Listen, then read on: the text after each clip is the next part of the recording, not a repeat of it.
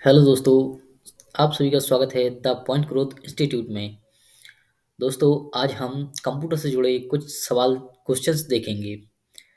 चलो तो चलते हैं क्वेश्चंस की ओर। तो पहला क्वेश्चन है, सीपीयू का पूर्ण रूप होता है? Control programming unit, central processing unit, central program unit, control program unit. तो पहले का जाता है बी, सेंट्रल प्रोसेसिंग यूनिट।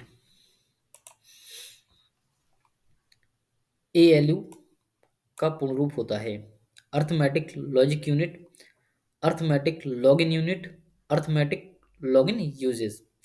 इनमें से कोई नहीं। तो अर्थमेटिक लॉजिक यूनिट।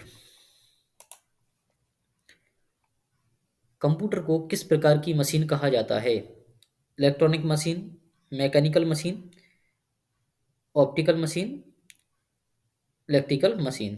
तो कंप्यूटर को इलेक्ट्रॉनिक मशीन कहा जाता है।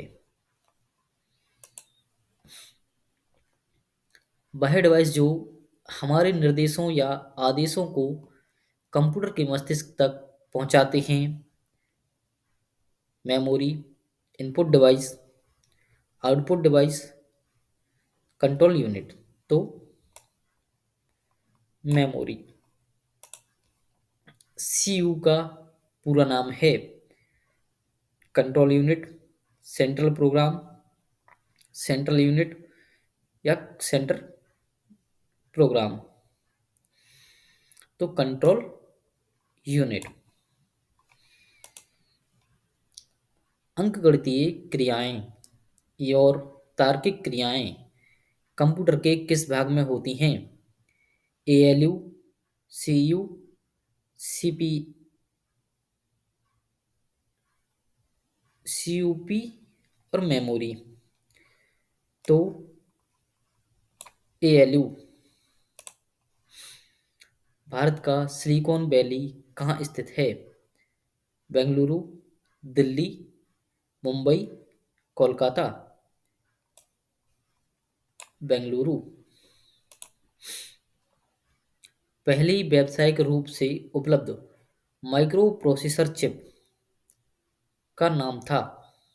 इंटेल 308, इंटेल 33, इंटेल 4004 या मोटोरोला 639। तो इंटेल 4004। प्रथम मैकेनिकल कैलकुलेटर का निर्माण किसने किया था? तो ब्लेज पास्कल। किस पीढ़ी के कंप्यूटर में सबसे अधिक ऑपरेशन मूल्य थी, मतलब लागत थी? तो first generation.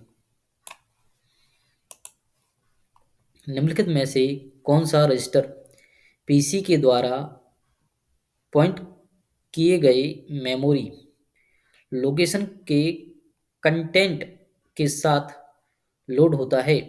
Memory address register, memory data register, instructions register, program counter. तो इंस्ट्रक्शंस रजिस्टर। कंप्यूटर का एएलयू आमतौर पर उच्च गति भंडारण क्षमता को शामिल करता है। वह कहलाता है semiconductor memory, register, hard disk, magnetic disk. तो रजिस्टर। कंप्यूटर जितने समय में कार्य संपन्न करता है वह कहलाता है delay time, real time, execution time और डाउन टाइम। तो एग्जीक्यूशन टाइम। कंप्यूटर का नर्व सेंटर कहलाता है एएलयू, सीयू, मेमोरी, रजिस्टर।